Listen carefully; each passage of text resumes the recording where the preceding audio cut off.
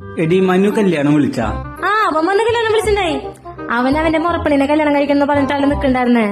എന്നിട്ട് ഇപ്പൊ പുറം നാട്ടിലെ ഏതോ ഒരു പെണ്ണിനെ കല്യാണം കഴിക്കണേ. ആർക്കാരൊക്കെയാ വിധിച്ചെന്ന് പറയാൻ പറ്റില്ലല്ലോ.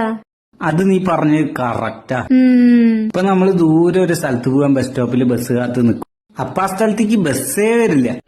ശരി, കാത്തുനിന്ന് സമയം കളയണ്ടല്ലോ വിചാരിച്ച് കിട്ടിയ ബസ്സിന് പോവാന്ന് വെച്ചാ നമുക്ക് വരുന്നത് ഒരു ലോക്കൽ ബസ്സായിരിക്കും.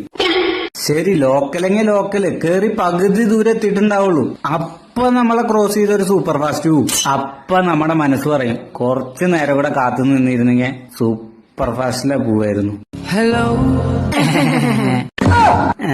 ലോക്കലെങ്കിൽ ലോക്കല് നമുക്ക് വിധിച്ചത് അതായിരിക്കും. ചേട്ടനൊരു ലോക്കൽ ബസ് എങ്ങനെ കിട്ടി? എനിക്ക് കിട്ടിയത് ഒരു മൂട്ട ബസ്. അതില് കേറി ഞാൻ പെട്ടപ്പാട് ഓടോന്നറിയില്ല, എപ്പ നിക്കോന്നറിയില്ല.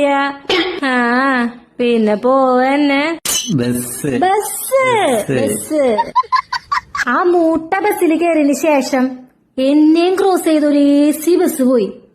അപ്പൊ ഞാനും വിചാരിച്ചു കുറച്ചേരം കൂടെ നിന്നിരുന്നെങ്കി ആ AC ബസ്സിൽ പോവായിരുന്നു. Hello bus bus bus. കൊമത്ത് കൊമത്ത്. എടി മനു കല്യാണം വിളിച്ചാ?